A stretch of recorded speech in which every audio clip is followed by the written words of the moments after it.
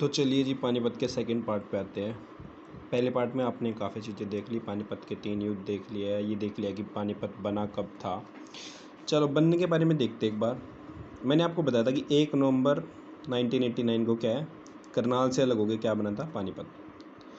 लेकिन एक्चुअल में क्या होता है, 2 साल, लगभग 2 साल इसके बनने के बाद इसको फिर से किस में मिला देते हैं, करनाल में। आपको पता ही है ये सारा पानीपत है और इसके ऊपर क्या है, यहाँ पे करनाल है। तो उसी करनाल में फिर से इसको मिला दिया जाता है। यानी पानीपत का बनना तो हुआ था किस ईयर में, 1989 में, लेकिन उसको फिर से मिला दिया किस में, करनाल में। कब, 1991 में। और इसके 1 साल बाद फिर से क्या हुआ, करनाल में से किसको अलग कर दिया, पानीपत को। तो पानीपत फिर से कब अलग हुआ करनाल से, तो वो हुआ है 1 जनवरी 1992। लेकिन अधिकांश जब भी हम लेते हैं कि पानीपत कब बना, तो हम आंसर देंगे क्या, 1 नवंबर 1989।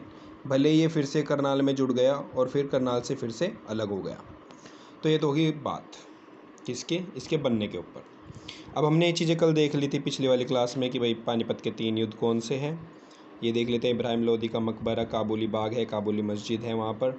ये सारी हम चीज़ें देख चुके हैं। एक हमने देखा था कि काला अम्ब एक जगह है जो बनाई गई है किसकी याद में, कि भाई इसको as a Panipat battlefield memorial के तौर पे। तो उसी के पास क्या बनाया गया, एक देवी तालाब शिव मंदिर, जो मराठाओं ने बनाया था अपनी हार के बाद। ये सारी चीज़ें हम देख चुके हैं। अब आगे चलते हैं थोड़ा। देखो भाई, अगर पानीपत हाईवे से आप गुजरोगे तो वहीं पे आपको क्या दिखेगी, पानीपत रिफाइनरी। रिफाइनरी किस लिए होती है, जैसे क्रूड ऑयल होता है यानी कच्चा तेल होता है, उसको उस रूप में बदलना कि वो हमारी गाड़ियों में यूज़ हो सके, तो उसके लिए हमें रिफ़ाइनरी की आवश्यकता पड़ती है। तो एक बहुत बड़ी रिफ़ाइनरी है कहाँ पे, पानीपत में। तो पानीपत फेमस किसके लिए, अपनी रिफ़ाइनरी के लिए। इसके साथ साथ आप देख सकते हो, ये तो बात होगी किसकी, ऑयल की, तेल की, कच्चा तेल। इसके साथ साथ क्या है वहाँ पे, नेशनल फर्टिलाइज़र लिमिटेड, यानी पूरे देश के लिए, नेशनल यानी राष्ट्रीय, जो हमारे फर्टिलाइज़र्स बनते हैं, जो हमारे फील्ड्स में गिरते हैं, यानी खेतों में हम जो खाद डालते हैं, उसके लिए जो एक संस्था है नेशनल फर्टिलाइज़र लिमिटेड, वो भी कहाँ पे है, हमारी पानीपत में है। अब फर्टिलाइज़र की बात आई है, तो फर्टिलाइज़र होते किस लिए हैं।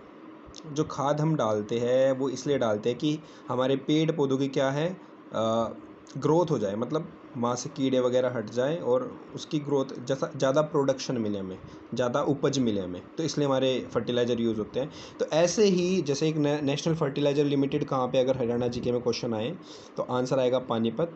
और उसके साथ साथ जो भारत का पहला, इंडिया का पहला बेंटोनाइट सल्फ़र प्लांट भी कहाँ है, हमारा पानीपत में।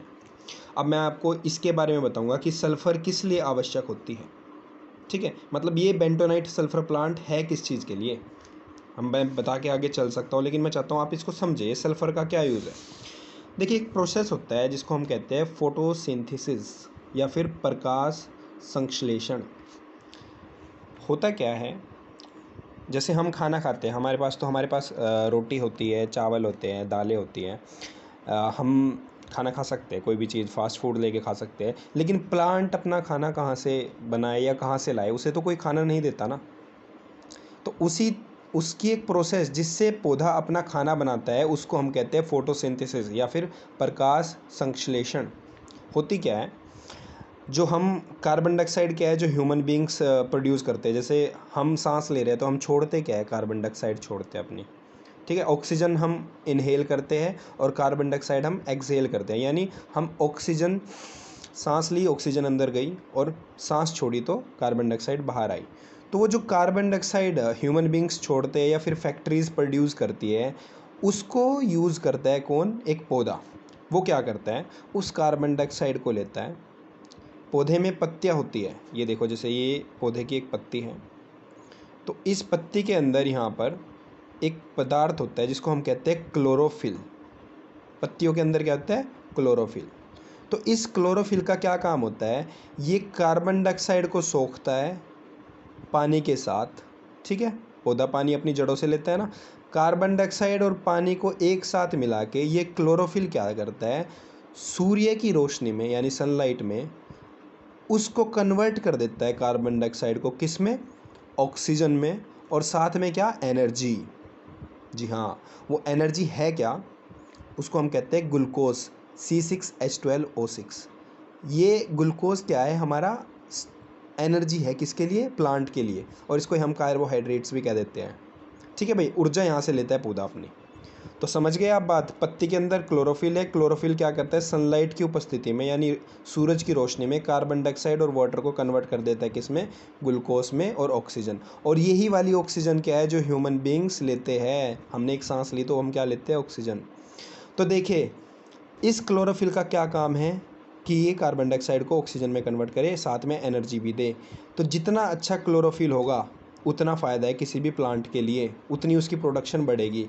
तो जो सल्फ़र होता है वो क्या करता है, सल्फ़र इसकी क्वांटिटी को बढ़ाता है। सल्फ़र क्या करता है, इसकी क्वांटिटी को बढ़ाता है। तो इसके लिए ही एक प्लांट लगाया गया पानीपत में, क्या है, बेंटोनाइट सल्फ़र।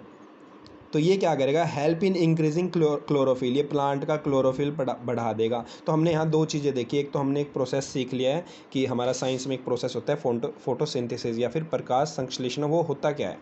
ठीक है, इस तरीके से होता है, आप स्क्रीनशॉट ले लेना इसका। और हमने दूसरी चीज़ देख ली कि पानीपत में भारत का पहला बेंटोनाइट सल्फर प्लांट है। तो क्वेश्चन अगर हरियाणा जीके में आए कि बेंटोनाइट सल्फर प्लांट हरियाणा में कहाँ पर है, तो आप आंसर करोगे पानीपत। तो पानीपत में देख ले, रिफाइनरी भी है ऑयल्स के लिए, फर्टिलाइज़र है खेतों के लिए, और ऐसे ही एक फर्टिलाइज़र कौन सा है, बेंटोनाइट सल्फ़र, वो भी क्या है, फर्टिलाइज़र ही है। तो उसका भी प्लांट कहाँ पे है, पानीपत में। अब अगली बात है, यहाँ पे क्या है, थर्मल पावर प्लांट। जैसे यमुनानगर में है Deenbandhu Chhoturam thermal power plant, इसी तरीके से पानीपत में भी एक पावर प्लांट लगा हुआ है जिसकी कैपेसिटी कितनी है, 1367 मेगावाट। मेगावाट एनर्जी पावर की यूनिट होती है मेगावाट। ठीक है, इतने मेगावाट का एक प्लांट है थर्मल पावर प्लांट, जो कि आसन सिवाय गांव में।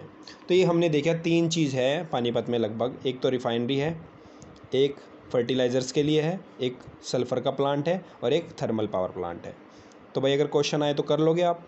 ऐसे ही अमोनिया भी क्या है, प्लांट्स में होता है, तो उसका भी एक प्लांट लगा हुआ है। कहाँ पे, प्लांट यानी समझ गए ना आप, जहाँ पे प्रोडक्शन होती है अमोनिया की, तो उसका भी एक प्लांट कहाँ पे लगा हुआ है, पानीपत में लगा हुआ है। ये तो बात होगी साइंस से रिलेटेड। अब आते हैं यहाँ पे दरगाहें कौन सी है। देखिए भाई, आप याद करो, एक नाम याद करो, अली शाह। तो दो बंदे हुए, एक तो हुआ है बू अली शाह और एक हुआ है रोशन अली शाह। तो इन दोनों की दरगाहें कहाँ पर है, पानीपत में है। पहले हम फोकस करेंगे हमारे बू अली शाह, इसके बारे में जानेंगे हम। बू अली शाह कलंदर की दरगाह, तो क्वेश्चन आएगा बू अली शाह की दरगाह कहाँ पर है, तो आप आंसर दोगे पानीपत। ये थे कौन, फरीदाबाद एक ज़िला है हरियाणा में, उसका नाम एक साधु या आप क्या कह रहे हो, फ़कीर कह लो, एक उसके नाम पे पड़ा था, जिसका नाम क्या था, शेख फ़रीद। शेख फ़रीद के नाम के ऊपर क्या पड़ा था, फरीदाबाद। शेख फ़रीद वही बंदे हैं जो हरियाणा के अंदर चिश्ती संप्रदाय को लाए थे। तो चिश्ती एक संप्रदाय है, उसकी शुरुआत हरियाणा में किसने करी थी, शेख फ़रीद ने, जिसके नाम के ऊपर ही फरीदाबाद पड़ा है। तो इसी चिश्ती संप्रदाय में आगे कौन हुए हैं, बू अली शाह। तो उनकी, बू अली शाह जो एक चिश्ती घराने से थे, उनकी दरगाह कहाँ पर है, पानीपत में। इसी तरीके से एक दरगाह है रोशन अली शाह। तो आपको याद करना है बू अली शाह और रोशन अली शाह, इन दोनों की दरगाह कहाँ है, पानीपत में। ये किसका प्रतीक है, ये भाईचारे का प्रतीक है। यानी यहाँ पे हर एक धर्म के लोग आते हैं इस दरगाह पे सिर या माथा टेकने के लिए। ठीक है भाई, आपने देखा होगा दरगाहें होती है जहाँ पे दोनों धर्मों के लोग जाते हैं, हिंदू हो चाहे मुस्लिम हो, सब अपना माथा टेक के आते हैं। तो ये भी क्या है, भाईचारे की मिसाल है, क्योंकि यहाँ हर धर्म के लोग आते हैं। तो ये दो दरगाहें तो आप याद कर लोगे, बू अली शाह और रोशन अली शाह। अब तीसरी बात आती है, एक बंदे हुए अल्ताफ़ हुसैन हाली, इनकी भी कब्र कहाँ है, पानीपत में। इस बंदे की स्टोरी सुनो।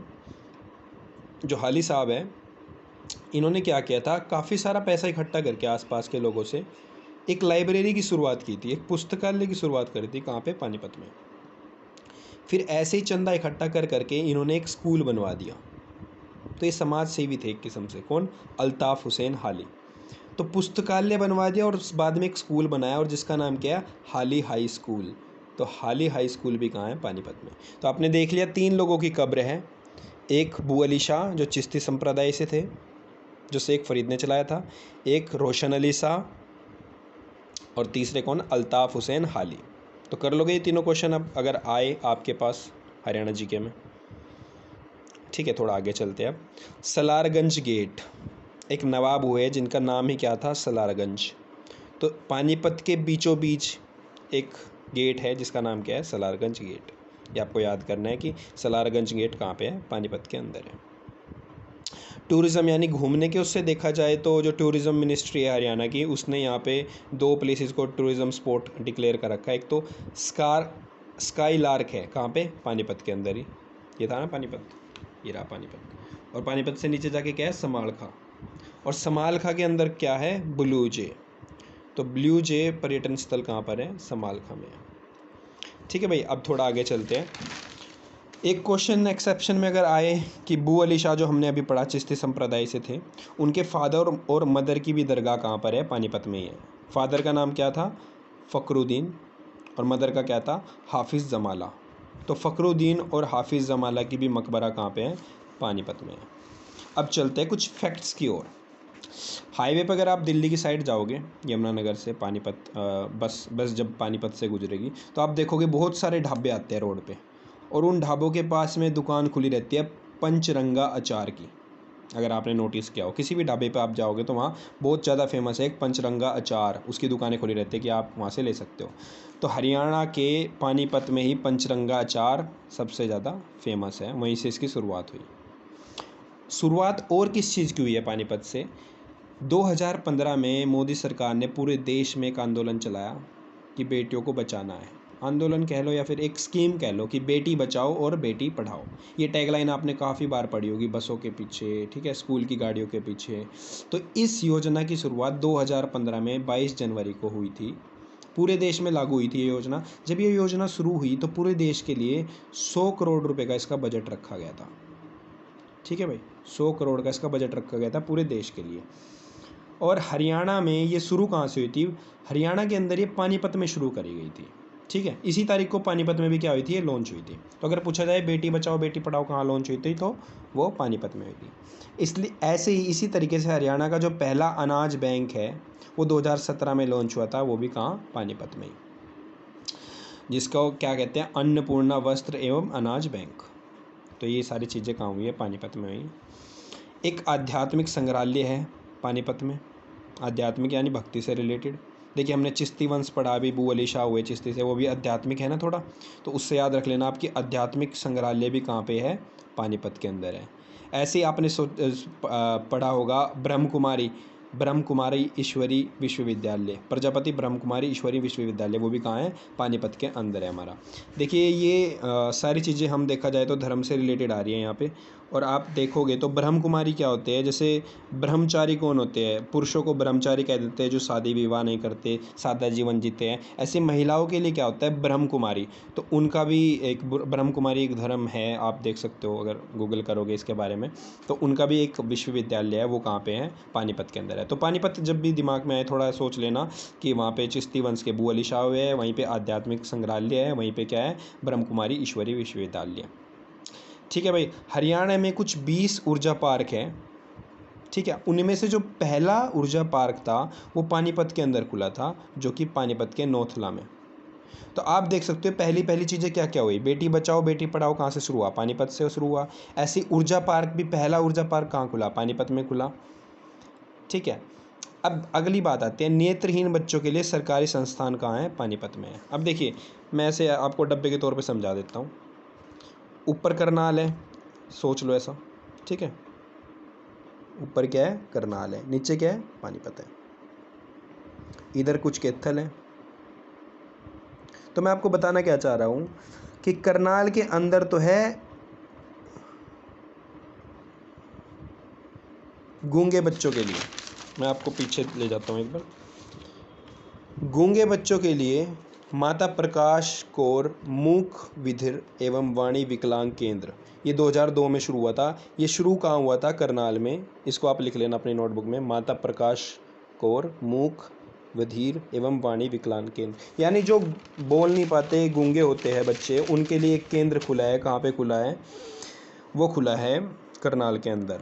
और जो देख नहीं पाते, नेत्रहीन बच्चे हैं, उनके लिए एक केंद्र खुला है सरकारी, वो कहाँ खुला है, पानीपत के अंदर है। ठीक है भाई, ये दोनों बातें आप समझ गई।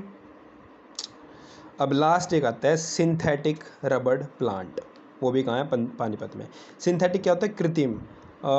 सिंथेटिक आप ऐसे समझो, जो बनाया गया हो, केमिकल प्रोसेस के द्वारा जो चीज़ बनाई जाए उसको सिंथेटिक कहते हैं। यानी जो नेचुरल ना हो, जो बनाई जाए, उसके लिए रबड़ का जो प्लांट है वो कहाँ पे है? पानीपत में। तो पानीपत में हमने प्लांट कौन से देख लिए? एक तो रबड़ बनाने का सिंथेटिक प्लांट हो गया, एक हमारा क्या हो गया? फर्टिलाइज़र बनाने का हो गया, एक हमारा रिफाइनरी होगी, एक हमारा थर्मल पावर प्लांट।